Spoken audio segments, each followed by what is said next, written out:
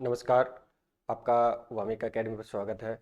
जैसा कि फ्रेंड्स आप सभी को पता है कि ये कोर्स आपका निःशुल्क JVNL जूनियर अकाउंटेंट भर्ती परीक्षा 2026 के रिगार्डिंग चलाया जा रहा है, जिसमें आपको 1 रुपये का भी चार्ज देना नहीं होगा। जिसमें इस कोर्स की विशेषताओं के बारे में बात करें तो आपका यह कोर्स रिकॉर्डेड रहेगा, साथ में आपको PDF नोट्स प्लस MCQs आपको बाईलिंगुअल मिलेंगे। ठीक है, तो जो भी साथी इंटरेस्टेड हैं वो इस कोर्स को लेना चाहते हैं या ज्वाइन करना चाहते हैं तो सबसे पहले आपको वामिका एकेडमी को ज्वाइन करना होगा या सब्सक्राइब करना होगा। उसके पश्चात में मैं प्रत्येक वीडियो के डिस्क्रिप्शन में टेलीग्राम चैनल का लिंक पिन कर रहा हूँ, वहाँ पे जाकर आप टेलीग्राम चैनल को ज़रूर ज्वाइन करें, ताकि आपको जैसे ही क्लास कंप्लीट होती है तो क्लास कंप्लीट होते ही आपको टेलीग्राम चैनल पर क्लास मिल जाएगी, साथ में यूट्यूब चैनल पे भी मिलेगी। और इसके अलावा जैसे ही आपका चैप्टर कंप्लीट होते ही आपको बाईलिंगुअल हिंदी एंड इंग्लिश में आपको नोट्स मिलेंगे, साथ में MCQs भी आपको प्रोवाइड करवाए जाएंगे। अब कई सारे स्टूडेंट के सामने ये क्यूरीज है कि JVNL जूनियर अकाउंटेंट की भर्ती कब तक आएगी। तो जैसा कि फ्रेंड्स इसकी जो फाइनेंशियल वित्तीय स्वीकृति थी वो फरवरी 2026 में फाइनेंस डिपार्टमेंट द्वारा ऊर्जा विभाग को भेज दी गई है। अब यह ऊर्जा विभाग के स्तर पर पेंडिंग है। जैसा कि पूरी पॉसिबिलिटी है कि आपका जो विज्ञापन है वो अप्रैल महीने में जारी कर दिया जाएगा, और आपका एग्ज़ाम है जहां तक जो दिसंबर 2025 में कैलेंडर जारी किया गया था उसमें अक्टूबर 2026 में प्रस्तावित है, बट आपको जुलाई अगस्त 2026 को ध्यान में रखते हुए आपको प्रिपरेशन करनी है। ठीक है, तो आपका यह कोर्स आज से कंटिन्यू चलता रहेगा। 10-12 दिन आपकी क्लास अपलोड नहीं हो पाई थी, कुछ पारिवारिक कार्यक्रम था, इस कारण से मैं क्लास से नहीं दे पाया था। अब आपको लगभग डेली क्लास से मिलती रहेगी, और आपका यह कोर्स है 15 जून से पहले पहले कंप्लीट करवा दिया जाएगा एज पर सिलेबस। यानी आपका जो कॉमर्स का पार्ट है वही मैं इस चैनल के माध्यम से आपको कंप्लीट करवाऊंगा। ठीक है, तो आज का नए चैप्टर स्टार्ट करेंगे, यानी issue of debenture and redemption के बारे में बात करेंगे। पहले इश्यू ऑफ डिबेंचर के बारे में बात करेंगे, जिसमें इसका बेसिक देखेंगे, अंश क्या होते हैं, ऋण पत्र क्या होते हैं, इनकी बेसिक कंडीशंस क्या होती है, इनमें मेजर डिफरेंस कौन कौन सा होता है। फिर उसके बाद में इनको जारी किस प्रकार से किया जाता है, डिस्काउंट पर, एट पार, एट प्रीमियम, उसकी अकाउंटिंग प्रोसेस और उसकी जो भी लेखांकन प्रोसेस है मैथमेटिकल, वो देखेंगे। ठीक है, तो जो भी साथी इंटरेस्टेड है वो जरूर चैनल को ज्वाइन करें। तो स्टार्ट करते हैं आज का वीडियो। आपका चैप्टर है फ्रेंड्स ऋण पत्रों का निर्गमन विमोचन and issue of debenture and redemption के बारे में बात करेंगे। यानी आपका पहले डिबेंचर स्टार्ट कर रहे हैं, यानी अंशों वाला जो चैप्टर है वो इसको कंप्लीट होने के बाद में जारी करेंगे, यानी उसको बाद में लेंगे। पहले इश्यू ऑफ डिबेंचर को देखते हैं, फिर इसका रिडेम्पशन देखेंगे, और इसकी जो भी पहले बेसिक है इसका वो देखेंगे, फिर प्रैक्टिकल देखेंगे। ठीक है, तो देखते हैं पहले, यानी इसका मीनिंग देखते हैं कि डिबेंचर का मीनिंग क्या होता है। हालांकि इसके बारे में आपने BCom स्तर पर, MCom स्तर पर अच्छी तरह से इसकी रीडिंग कर रखी है, लेकिन इसको पुनः देखते हैं। इन अंशों के निर्गमन पर द्वारा कंपनी की दीर्घकालीन वित्तीय आवश्यकताएं पूरी नहीं होने पर वित्त के लिए ऋण पत्रों का निर्गमन किया जाता है। यह निर्गमन निजी तौर पर सार्वजनिक रूप से जनता से प्राप्त होता है। यानी इसका कहने का तात्पर्य यह है कि कंपनी को जो वित्तीय आवश्यकताएं होती है उसको पूरा करने के हेतु कंपनी द्वारा लोन लिया जाता है, और इसके अलावा शेयर जारी किए जाते हैं। लेकिन कंपनी की दीर्घकालीन आवश्यकताएं इन फंड से पूरी नहीं हो पाती है, तो इसके रिगार्डिंग इसको डिबेंचर भी जारी किया करना होता है। ठीक है, तो डिबेंचर एक तरीके से एक दीर्घकालीन लोन होता है, जिस पर कंपनी को एक निश्चित प्रतिशत पर जो भी डिबेंचर होल्डर होते हैं उनको ब्याज दिया जाता है। ठीक है, और ये सार्वजनिक रूप से पब्लिक से भी लिए जा सकते हैं या निजी तौर से भी लिए जा सकते हैं। ऋण पत्रों से प्राप्त ऋण की दीर्घकालीन ऋण कहलाता है। यानी ऋण पत्रों से जो प्राप्त ऋण होता है वो लॉन्ग टर्म लोन होता है। ये आपको विशेष ध्यान रखना है, अगर एग्जाम क्वेश्चन आ जाए कि ऋण पत्रों से जो ऋण प्राप्त किया जाता है वो लॉन्ग टर्म लोन होता है, यानी दीर्घकालीन ऋण कहलाता है। अब ऋण पत्रों को देखते हैं, इसका बेस मीनिंग देख चुके हैं। अब डिबेंचर्स के बारे में बात करते हैं। पहले इसकी बेसिक पारिभाषिक शब्दावली देखते हैं, यानी इसको उद्भव या उद्गम देखते हैं। यानी डिबेंचर आपको ध्यान रखना है, एग्जाम क्वेश्चन आ सकता है कि किस भाषा से लिया गया है। तो डिबेंचर यानी ऋण पत्र शब्द लेटिन भाषा से, किससे, लेटिन भाषा के डिबेयर, क्या है, डिबेयर शब्द से लिया गया है, जिसका अर्थ है कर्ज लेना होता है। यानी डिबेयर का मीनिंग होता है कर्ज लेना होता है। ऋण पत्र एक लिखित विपत्र होता है, यानी जो ऋण पत्र होता है वो डिबेंचर होता है, एक तरीके से लिखित विपत्र होता है। जिस तरीके से आपका शेयर का सर्टिफिकेट होता है उसी तरीके से डिबेंचर का भी होता है, जो कंपनी की सामान्य मोहर के अंतर्गत एक ऋण का द्योतक होता है। इसमें निश्चित अवधि अनुसार ब्याज दिया जाता है तथा निश्चित तिथि को इनका शोधन भी किया जाता है। यानी इसमें एक निश्चित तिथि होती है कि जैसे आपने 10 लाख रुपए के डिबेंचर जारी किया है तो इसको एक निश्चित तिथि पर आपको पुनः लौटाना होगा। और जो जैसे मान के चलो 10 साल बाद में आपको इसका इनका रिडम्पशन करना है, लौटाना है, तो जो 10 साल तक आपने इस अमाउंट का यूज किया है तो उस पर आपको एक निश्चित दर से आपको ब्याज देना अनिवार्य होगा। और ये विशेष आपको ध्यान रखना है कि जो डिवेंचर होल्डर होते हैं वो कंपनी के मालिक नहीं होते, यानी कंपनी के लेनदार होते हैं, जबकि जो शेयर होल्डर होते हैं वो कंपनी के मालिक होते हैं। और डिवेंचर भी कई प्रकार के होते हैं, अभी देखेंगे उसको। फिर फिर जो कंपनी एक्ट है 2013, उसका सेक्शन देखते हैं, उसमें क्या बता रखा है कि कंपनी अधिनियम 2013 की धारा 230 यानी 230 के अनुसार ऋण पत्र के अंतर्गत ऋण पत्र स्टॉक यानी किस में हो सकते हैं, एक स्टॉक में हो सकते हैं, बॉन्ड यानी बंद पत्र, तथा एक कंपनी की अन्य प्रतिभूतियां शामिल होती है जो कि कंपनी की संपत्तियों पर एक प्रभार हो सकता है या नहीं भी। यानी ऋण पत्र आपका स्टॉक भी हो सकता है, बॉन्ड भी हो सकता है, ठीक है, और अन्य प्रतिभूतियां भी इसमें इंक्लूड हो सकती है। अब ये जो कंपनी की जो असेट्स होती है उस पर एक तरीके से मॉर्गेज हो भी सकता है और नहीं भी हो सकता है, ठीक है। अब बॉन्ड्स के बारे में बात करें, यहाँ पे किसके बारे में बात करें, बंद पत्र बॉन्ड्स के बारे में बात करते हैं। तो बॉन्ड भी एक लिखित प्रपत्र होता है, यानी जो बॉन्ड होता है वो भी एक लिखित प्रपत्र होता है जो ऋण का द्योतक होता है। सामान्यतः बॉन्ड केवल सरकार द्वारा इश्यू किए जाते हैं, यानी जो बॉन्ड होते हैं वो सामान्यतः आरबीआई या गवर्नमेंट के द्वारा इश्यू किए जाते हैं। किंतु अब अर्ध सरकारी यानी जो सेमी गवर्नमेंट और गैर सरकारी संस्थाएं होती है उनके द्वारा भी ऋण के प्रमाण के रूप में जारी किए जा रहे हैं। अब अंश और ऋण पत्रों के बीच अंतर देखते हैं, यानी जो आपके शेयर होते हैं और डिवेंचर होते हैं उनके मध्य बेसिक डिफरेंस क्या क्या होता है वो देखते हैं, ये महत्वपूर्ण है। यानी अंतर का आधार है अंश और डिवेंचर, उसके बारे में बात करते हैं। पहले इनके स्वामित्व के बारे में देखते हैं, यानी जो इनका मालिक कौन होता है वो देखते हैं। ये तो आपका शेयर हो गया और ये आपका डिवेंचर हो गया। तो अंशों के बारे में बात करें स्वामित्व के रूप में देखिए तो अंशधारी कंपनी के स्वामी होते हैं, यानी जो अंशधारी होते हैं वो कंपनी के स्वामी होते हैं। और अंश भी आपके दो प्रकार के होते हैं, एक तो आपके संतान तो अंश होते हैं, एक होता है आपका प्रेफरेंस यानी पूर्वाधिकार अंश। तो जो इक्विटी शेयर होल्डर होते हैं वो ही कंपनी के मालिक होते हैं, प्रेफरेंस शेयर कंपनी के मालिक नहीं होते हैं, ठीक है। अब ऋण पत्र के बारे में बात करें तो कंपनी के कर्जदाता या लेनदार होते हैं, जैसा कि पहले बात कर चुके हैं। ऋण डिवेंचर होल्डर कंपनी के मालिक नहीं होते हैं, केवल कर्जदाता यानी जो कर्ज देने वाले होते हैं या क्रेडिटर्स या लेनदार होते हैं।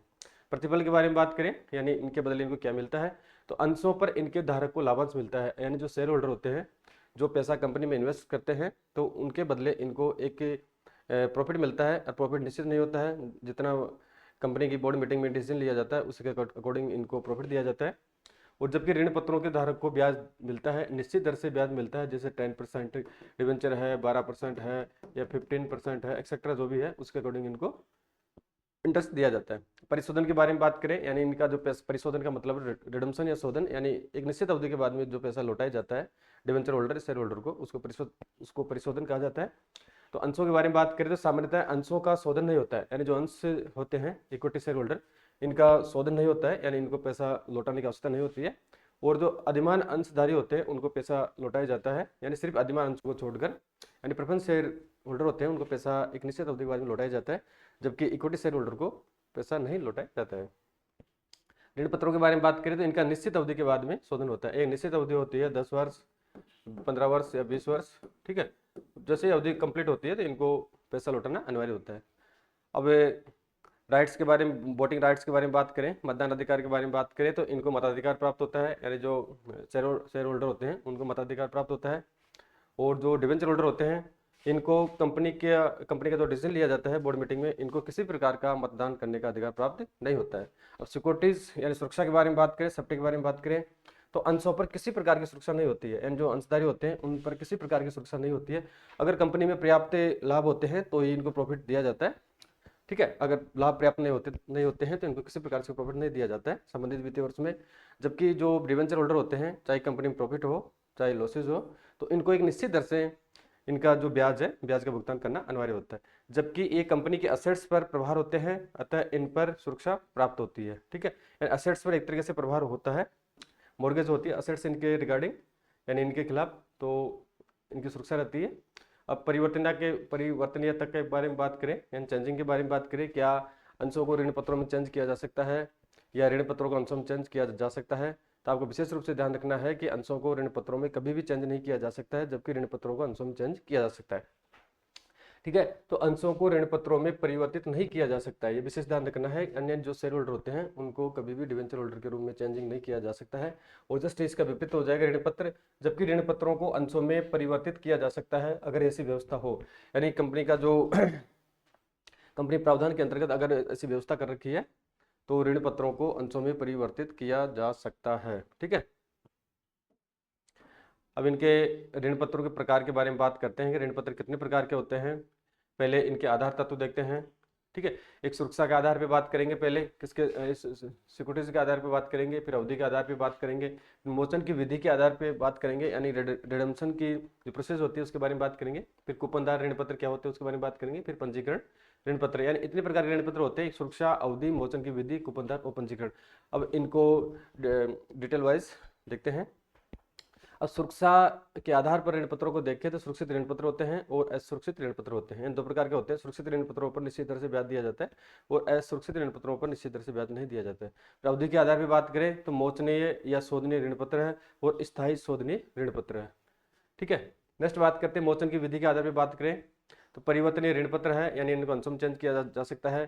पूर्ण परिवर्तनीय ऋण पत्र है, यानी पूर्ण रूप से इनको अंशों में चेंज किया जा सकता है। फिर आंशिक परिवर्तनीय ऋण पत्र है, यानी इनको पार्शियली शेयर्स में इनको चेंजिंग किया जा सकता है। फिर अपरिवर्तनीय ऋण पत्र, इस कई ऋण पत्र ऐसे होते हैं जिनको अंशों में परिवर्तित नहीं किया जा सकता है।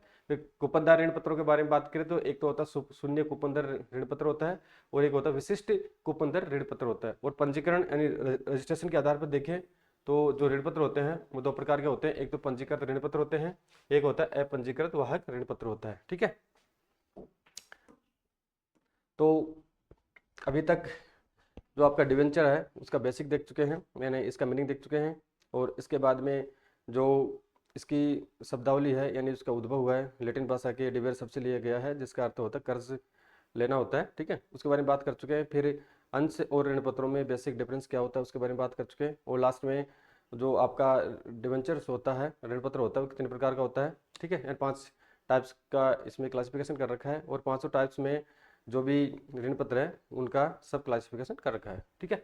अब ऋण पत्रों का निर्गमन के बारे में बात करते हैं, यानी इश्यू ऑफ डिवेंचर के बारे में बात करेंगे। यानी कंपनी की जो भावी वित्तीय आवश्यकताएं लोन से और शेयर से पूरी नहीं हो पाती है तो कंपनी को लॉन्ग टर्म ऋण के लिए ऋण पत्रों को जारी करना होता है। तो ऋण पत्र किस प्रकार से जारी किए जाते हैं उसके बारे में बात करते हैं।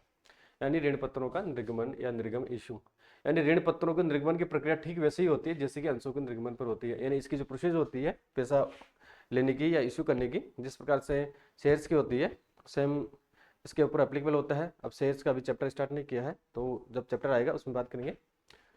भावी या अभिप्रेरित निवेशक कंपनी द्वारा जारी किए गए विवरण पत्र के आधार पर ऋण पत्र के लिए आवेदन करना चाहते हैं। यानी जो भी इंटरेस्टेड इन्वेस्टर है वो कंपनी द्वारा जो स्टेटमेंट जारी किया जाता है उसी के अकॉर्डिंग डिसीजन लेते हैं कि इस कंपनी में पैसा लगाना है या नहीं लगाना है। तो उसी के आधार पर ऋण पत्र के लिए आवेदन करते हैं। इसके लिए कंपनी या तो पूरी राशि को आवेदन पत्र के साथ मांग लेती है, ये ध्यान रखना है। या तो कंपनी जो भी राशि जितने भी रुपए का ऋण पत्र जारी किया जाता है तो कंपनी या तो पूरी राशि आवेदन के साथ मांग लेती है या फिर आवेदन पत्र पर किस्तों के रूप में यानी इंस्टॉलमेंट के रूप में आवंटन के समय या विविध मांगों पर राशि मांग ली जाती है। जैसा कि आप सभी ने पढ़ चुका है, आप सभी ने पढ़ा होगा कि पूरी राशि या तो एप्लीकेशन में मांगी जाती है, आवंटन मांगी जाती है या कॉल पर मांगी जाती है, first call, second call, final call etcetera जो भी है उसकी कंपनी अपनी सुविधा के अकॉर्डिंग इन पैसों को मांगती है।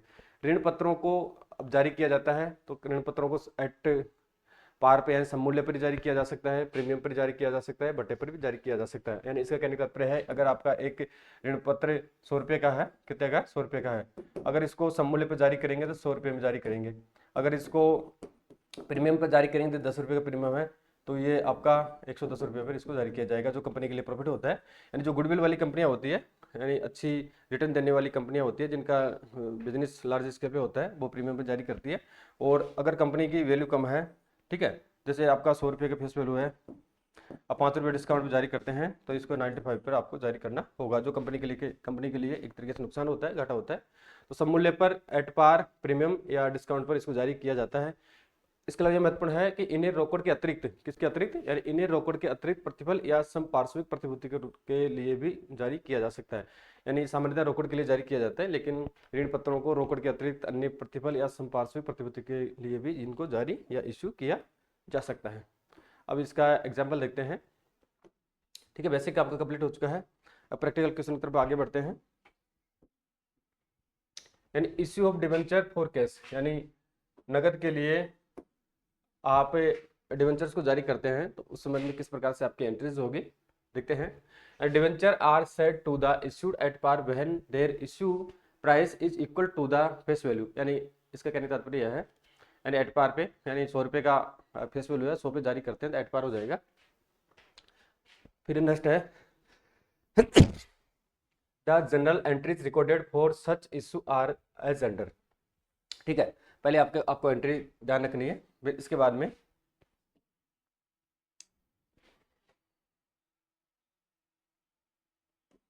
प्रैक्टिकल देखेंगे।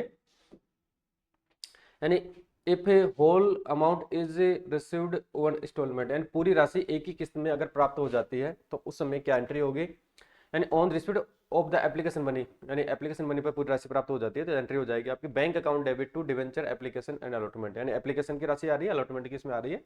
ठीक है, ये एंट्री आपकी हो जाएगी। जैसे आपको 10 लाख रुपए की आवश्यकता है, 10 लाख रुपए आपको एक साथ पूरे मिल गए। नेक्स्ट है, अभी निकाल अलॉटमेंट में एंट्री करेंगे तो ऑन अलॉटमेंट ऑफ डिवेंचर, यानी अलॉटमेंट करेंगे, यानी एप्लीकेशन प्राप्त होने के बाद अलॉटमेंट आवंटन करना होता है। अगर ज़्यादा एप्लीकेशन आ जाते हैं तो जो भी रूल होता है कंपनी एक्ट 2013 के अंतर्गत, यानी जो आधिक्य है वो राशि लौटा दी जाती है। ठीक है, अलॉटमेंट हो जाएगा तो अलॉटमेंट पे एंट्री होगी आपकी debenture application and allotment account debit to debenture. ठीक है, नेक्स्ट है इफ ये तो आपका कंप्लीट राशि पे आ गया, किस पे, यानी पूरी राशि पे इस प्रकार से एंट्री होगी। If debenture amount is received in 2 instalment, यानी दो इंस्टॉलमेंट में अगर इसको जारी करेंगे तो उस समय आपकी क्या एंट्री होगी। ठीक है, on receipt of application money, अगर एप्लीकेशन मनी प्राप्त होती है, यानी किस्तों में 2 किस्तों में प्राप्त कर रहे हैं तो bank account debit to debenture application आ जाएगा। ठीक है, जो भी राशि है आपकी, जैसे 5 लाख रुपए की प्राप्त, 10 लाख का जारी करना है, 5 लाख रुपए आपको एप्लीकेशन में प्राप्त हो गए, 5 लाख आ जाएगी। नेक्स्ट है for adjustment of application money on allotment. ठीक है, तो अलॉटमेंट पर एडजस्ट करेंगे तो एंट्री होगी आपकी debenture application account debit to debenture account, 5 lakh आ जाएगा। नेक्स्ट है फॉर अलॉटमेंट मनी ड्यू, यानी अलॉटमेंट मनी आपकी ड्यू है तो उसमें ड्यू की एंट्री होगी आपकी debenture allotment account debit to debentures account कर देंगे। ठीक है, अलॉटमेंट मनी आप जैसे आपकी 5 लाख की ड्यू है तो 5 लाख आ जाएगा। फिर जैसे पैसा प्राप्त होगा on receipt of allotment money तो bank account debit to debenture allotment account हो जाएगा, जो राशि आपको अलॉटमेंट में प्राप्त हो रही है वो राशि यहाँ पे आ जाएगी। ठीक है, यानी किस्तों के बारे में अब नेक्स्ट बात करते हैं। If debenture money is received in more than 2 instalment, यानी 2 से अधिक किस्तों में अगर आपकी जो मनी है वो प्राप्त हो रही है तो उस संबंध में आपको किस प्रकार से एंट्री करनी होगी, तो एडिशनल एंट्री इसमें और हो जाएगी, यानी कॉल की हो जाएगी, यानी फर्स्ट कॉल है, सेकंड कॉल है या फाइनल कॉल है, वट जो भी स्थिति है उसके अकॉर्डिंग आपको एंट्री करनी है। तो on making the first call, यानी फर्स्ट कॉल पर अगर पैसा प्राप्त करना है तो उसमें एंट्री होगी आपकी debenture first call account debit to debentures आ जाएगी। ठीक है, यानी फर्स्ट कॉल पर जो भी राशि है वो देर के प्रश्न में आपको दी जाएगी तो उसके अकॉर्डिंग आपको सोल्यूशन करना होगा। फिर नेक्स्ट है on the receipt of the first call की राशि जैसे प्राप्त हो जाती है वो राशि यहाँ पे आ जाएगी। और इसी प्रकार से सिमिलर रूप से आपको सेकंड कॉल है, फाइनल कॉल है, उस प्रकार से आपको एंट्री करनी होगी, ड्यू की होगी, फिर आपको रिसीव्ड की एंट्री कर देनी होगी। नोट देयर केस में similar entries may be made for the second call and final call, however normally the whole amount is collected on application और in 2 installment application and allotment. ठीक है, अब इसका इलस्ट्रेशन देखते हैं, उदाहरण देखते हैं, एग्जाम्पल के तौर पर देखते हैं इसको। एग्जाम्पल आप सोल्यूशन करेंगे तो आपका जो भी कन्फ्यूजन है वो इसी एग्जाम्पल से दूर हो जाएगा। अब क्वेश्चन का सोल्यूशन करते हैं। ठीक है, अब इसमें बता रखा है कि एबीसी लिमिटेड क्या है। एबीसी लिमिटेड इश्यूड कितने हैं, 10,000 के, कितने के 10,000 डिवेंचर जारी कर रहा है और ये आपको विशेष ध्यान रखना है 12%, यानी इनको 12% इन पर ब्याज देना होगा। तो ABC limited issued 10,000 and 10,000 12% debenture of ₹100 is payable RS and ₹30 on application money. ठीक है, यानी 30 रुपये आपको एप्लीकेशन मनी पे प्राप्त करना है और जो रिमेनिंग मनी है यानी 70 रुपया है each debenture, remaining amount on allotment, and remaining amount यानी 70 रुपया आपको 70 रुपया पर डिवेंचर आपको अलॉटमेंट पे मिलेगा। द पब्लिक अप्लाइड फॉर, यानी 9000 debentures which were fully allotted and all the relevant allotment money was duly received, give journal entries in the books of ABC Limited and exhibit the relevant information in the balance sheet. ठीक है, general entries करनी है और जो भी information है उसके हिसाब से आपको बैलेंस शीट भी तैयार करनी है। ठीक है, अब देखते हैं इसको। तो इसका पहले जनरल बनाएंगे, तो books of JBC limited journal आ जाएगा, date particular, ledger folio, debit amount आएगी और ये इधर आ जाएगी आपकी राइट साइड में क्रेडिट अमाउंट। तो फर्स्ट एंट्री हो जाएगी आपकी, जो भी डेट है डेट मेंशन कर देंगे। ठीक है, तो आपका यानी 10,000 रुपये का 10,000 डिबेंचर जारी किया है, जिसमें से आपको फुली 9,000 प्राप्त हुए हैं, यानी 9,000 एप्लीकेशन प्राप्त हुए हैं। ठीक है, एक आपका 100 रुपये का है, 30 रुपये आपको, यानी 30 रुपये आपको एप्लीकेशन पे प्राप्त करना है। किस पे प्राप्त करना है? 30 रुपये। अब देखते हैं इसकी एंट्री। ठीक है, तो 9,000 इंटू 30 कर देंगे, 2,17,000, यानी एप्लीकेशन पे 30 रुपये पर डिवेंचर आपका। ठीक है, 9,000 आपके टोटल डिवेंचर है, एप्लीकेशन मनी की एंट्री होगी आपकी। बैंक अकाउंट डेबिट टू, यानी जो भी आपका परसेंटेज दे रखा है, जैसे 10% है, 12% है, 15% है, वट एवर जो भी स्थिति है उसके अकॉर्डिंग आपको एंट्री करनी होगी। तो 12% डिवेंचर एप्लीकेशन अकाउंट। ठीक है, यानी application money on 9,000 debenture received, 2,17,000 रुपये आ जाएगा। नेक्स्ट है, अभी जो भी आपका एप्लीकेशन बनी है उसको डिवेंचर, यानी उसको डिवेंचर अकाउंट अलॉटमेंट के समय इसको ट्रांसफर करेंगे, यानी application money transfer to debenture account on allotment. तो इसकी एंट्री होगी आपकी 12% debenture application account debit to 12% debenture account, यानी 2,17,000 हो गया। ठीक है, नेक्स्ट आपका ये तो एप्लीकेशन पे हो गया। फिर आपको बाकी जो रिमेनिंग अमाउंट है कितना है? 70 रुपया प्रति ईच, यानी ईच डिवेंचर है। तो आपके डिवेंचर कितने हैं? 9,000 फुली हुए हैं, तो ये कितने हो गया? 70 रुपया, 6,30,000 रुपया, यानी अलॉटमेंट पे आपको 6,30,000 रुपये प्राप्त होंगे। तो उसमें आपको पहले अमाउंट ड्यू की एंट्री करनी होगी, तो अमाउंट ड्यू की एंट्री हो जाएगी 12% debenture allotment account debit to 12% debenture account, कितनी होगी? 6,30,000 रुपये की।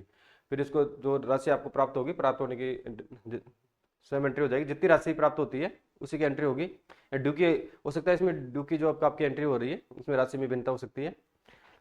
तो bank account debit to 12% debenture allotment account, 6,30,000 रुपया हो गया। अब एबीसी लिमिटेड की बैलेंस शीट आपको तैयार करनी है। तो इसका परफॉर्मा जैसा कि मैं एक फाइनेंशियल स्टेटमेंट बता चुका हूँ, तो इसकी बैलेंस शीट बनाएंगे। ABC limited balance sheet as at जो भी डेट है, जैसे आपके 31 मार्च 2026 है वो आ जाएगी, पर्टिकुलर आ जाएगा, नोट नंबर आ जाएगा, अमाउंट आ जाएगी। तो इक्विटी एंड लाइबिलिटीज है, तो इसमें नॉन करंट लाइबिलिटीज है और लॉन्ग टर्म बोरोविंग्स है। नॉन करंट लाइबिलिटीज में आ जाएगा कितने? 9 लाख रुपये आ जाएगा।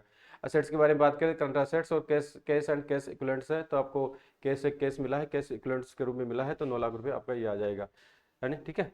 और इसमें किस प्रकार से ये सोल्यूशन किया है वो बता रखा है। नेक्स्ट देखते हैं, यानी बट्टे पर ऋण पत्रों का निर्गमन कर रहे हैं, यानी डिस्काउंट पे करेंगे। पहले एट पार किया था, अब डिस्काउंट पे करेंगे, फिर लास्ट में प्रीमियम पे करेंगे। और प्रीमियम की राशि का किस प्रकार से राइट ऑफ किया जाता है, किस प्रकार से उसका यूटिलाइज किया जाता है वो भी देखेंगे। जैसे आपका 100 रुपये का फेस वैल्यू है, अगर उसको 95 पे जारी करेंगे, यानी 5 रुपये आपका क्या हो जाएगा? डिस्काउंट हो जाएगा।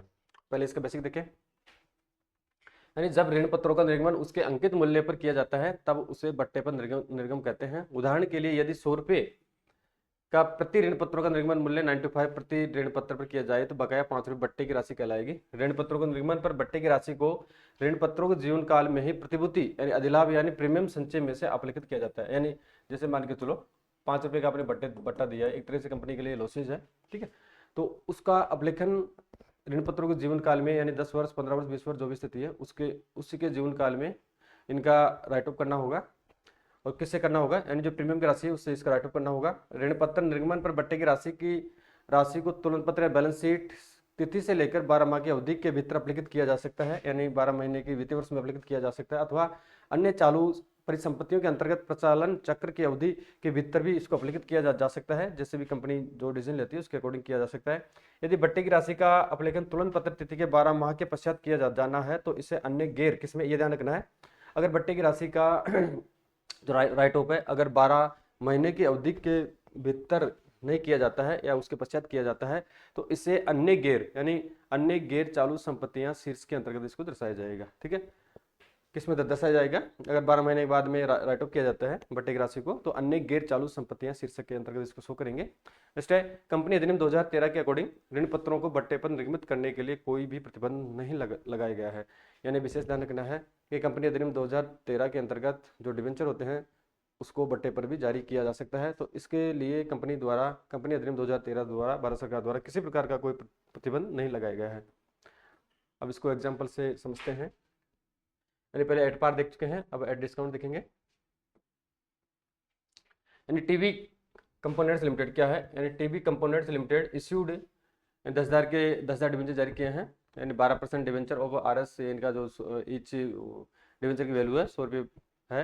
यानी 100 each at a discount of 5% payable as follows. ठीक है, ये ध्यान रखना है। यानी 100 रुपये का है और इसको 5% डिस्काउंट पर जारी किया गया है, यानी 95 रुपये पर जारी किया गया है।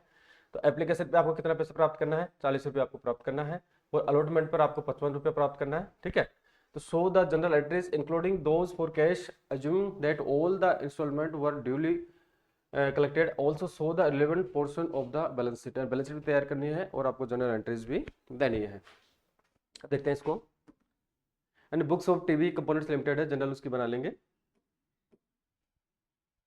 यानी अब एप्लीकेशन पे कितना रुपया ले रहे हैं? 40 रुपया ले रहे हैं। कितना ले रहे हैं? 40 रुपया एप्लीकेशन प्राप्त कर रहे हैं। तो एंट्री होगी आपकी bank account debit to 12% debenture application account है। यानी receipt of application money RS 30 पर डिवेंचर है। ठीक है,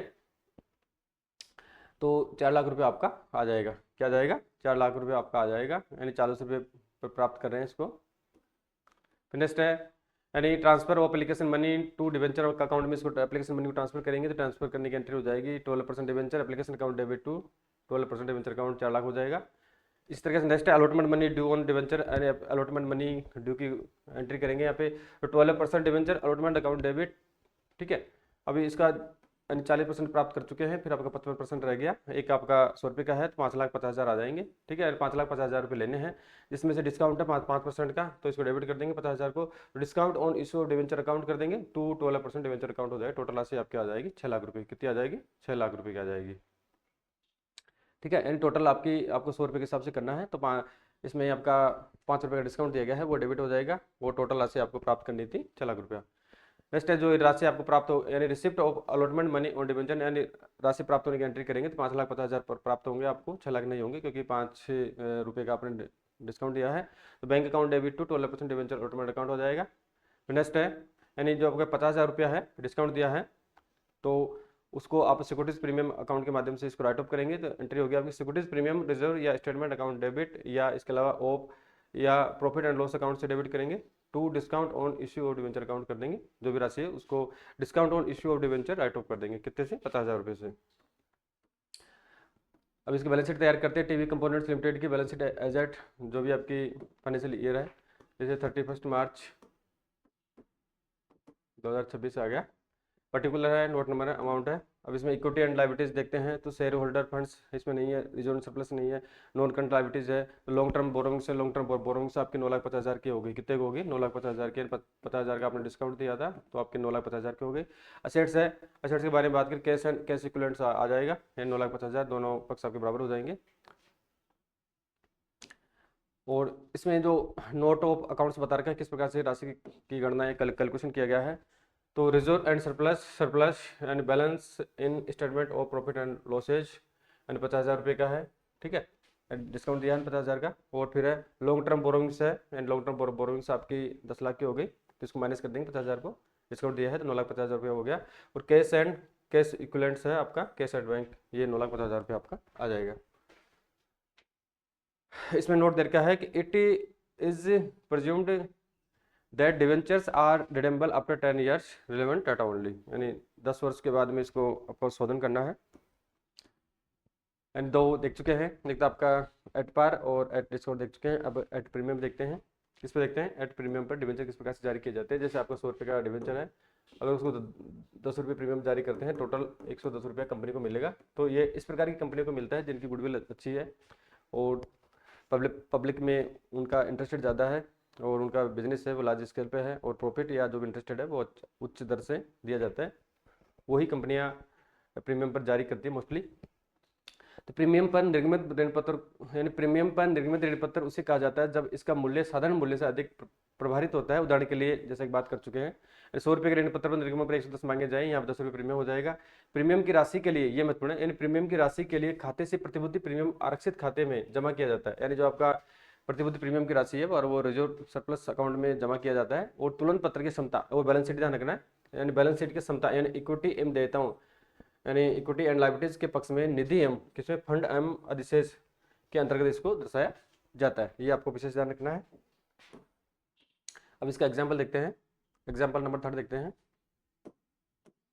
यानी XYZ लिमिटेड क्या है, XYZ इंडस्ट्रीज लिमिटेड इश्यूड 2000 रुपये 2000 डिवेंचर जारी करते हैं। 10% इन पर ब्याज दिया जाएगा। 10% डिवेंचर्स इनका जो ईच डिवेंचर की वैल्यू है 100 रुपये ईच है।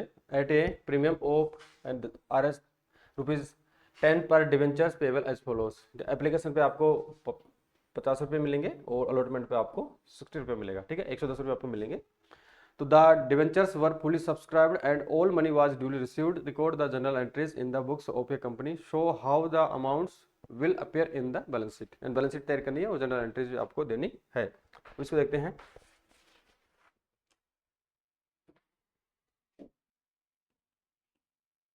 यानी आपको ध्यान रखना है कि 2000 डिवेंचर जारी किए हैं, 10% पे है, 10% पे इन पर ब्याज दिया जाएगा और एक की वैल्यू है 100 रुपया प्रति ईच है। और एप्लीकेशन 50 रुपये ले रहे हैं, अलॉटमेंट पे 60 रुपये ले रहे हैं। पहले एंटर देखते हैं। Books of XYZ industry limited की जनरल बनाएंगे, यानी फर्स्ट एंट्री हो जाएगा। आपको एप्लीकेशन मनी 50 रुपये पर डिवेंचर के हिसाब से देखेंगे। तो bank account debit to 10% debenture application account है, कितने हो जाएगा, यानी 1 लाख रुपये हो जाएगा। कितना हो जाएगा, 1 लाख रुपये आपका हो जाएगा। यानी 50 इंटू 2000 करेंगे तो आपका 1 लाख रुपया आ जाएगा, ठीक है। अब इसका ट्रांसफर एप्लीकेशन मनी या डिवेंचर अकाउंट में ट्रांसफर कर देंगे इसको। तो 10% debenture application account debit to debentures account कर देंगे, कितने से, 1 लाख से। फिर आपका allotment money due on debenture including the premium, यानी अलॉटमेंट मनी है आपका वो प्रीमियम सहित मांगा जा रहा है, ठीक है। तो 50 रुपये तो आपका अलॉटमेंट पे है, 10 रुपये इसमें प्रीमियम है, दोनों राशि आपको प्राप्त करनी होगी। तो ड्यू की एंट्री होगी पहले आपकी 10% डिवेंचर अलॉटमेंट अकाउंट डेबिट, यानी 1,20,000 रुपया है। कितना है, 1,20,000 टोटल लेना है, जिसमें से 10% डिवेंचर है, 1 लाख की आपका डिवेंचर है और 20,000 रुपये आपका, यानी 20,000 रुपये टू सिक्योरिटीज प्रीमियम रिजर्व आ जाएगा, यानी 20,000 रुपये आपका प्रीमियम राशि हो जाएगी। अब इस राशि को आपको प्राप्त करनी है। तो bank account debit to 10% debenture automatic account हो जाएगा, 1,20,000 रुपया ये हो जाएगा। अब इसकी बैलेंस शीट तैयार करते हैं, यानी XYZ इंडस्ट्री लिमिटेड है, बैलेंस शीट एजेट जो भी फाइनेंशियल ईयर है वो आ जाएगा, जिसमें पर्टिकुलर नोट नंबर और अमाउंट आ जाएगा। तो इक्विटी एंड लायबिलिटीज में देखते हैं तो शेयर होल्डर फंड्स है, रिजर्व एंड सरप्लस है। रिजर्व एंड सरप्लस के अंतर्गत जो भी आपको प्रीमियम प्राप्त हुआ 20,000 रुपये का, वो 20,000 रुपये यहाँ पे आ जाएगा। और नॉन करंट लायबिलिटीज में आपको लॉन्ग टर्म बोरोविंग्स है, तो 2 लाख रुपये आपको नॉन बोरोविंग्स आ जाएंगे and non long term borrowings आ जाएंगे 2 लाख के। टोटल आपको राशि प्राप्त हुई है 2,20,000 की आ जाएगी। और असेट साइड देखते हैं तो करंट असेट्स नहीं है, ये कैश एंड कैश इक्विवेलेंट्स है, तो 2,20,000 रुपये आपका यहाँ पे बैलेंस शीट में आ जाएगा। तो इस प्रकार से आपकी बैलेंस शीट बन जाएगी। अब नेक्स्ट वीडियो में फ्रेंड्स आपका आदि और सब्सक्रिप्शन के बारे में बात करेंगे, यानी जैसे आपने 10,000 ऋण पत्रों के लिए आवेदन मांगा है या पब्लिक किया है, लेकिन अभी 12,000 का अगर आवेदन आ जाते हैं तो उस संबंध में किस प्रकार से ट्रीटमेंट किया जाता है उसके बारे में नेक्स्ट वीडियो में बात करेंगे। तो इस वीडियो के माध्यम से बेसिक प्लस से जो आपकी न्यूमेरिकल है उसका सोल्यूशन कर चुके हैं। अगर किसी फ्रेंड्स को किसी प्रकार की क्वेरीज हो तो कमेंट करके जरूर बताएं, ठीक है। तो आपकी ये क्लासें जैसा कि आप सभी पता है कि निःशुल्क चलाई जा रही है, तो लगभग आपको डेली क्लासें मिलती रहेगी और 15 जून 2026 से पहले आपका कोर्स कंप्लीट करवा दिया जाएगा। जो भी इंटरेस्ट आती है वो फ्री कोर्स का लाभ उठाने हेतु चैनल को जरूर ज्वाइन करें और टेलीग्राम चैनल को जरूर ज्वाइन करें। Thank you.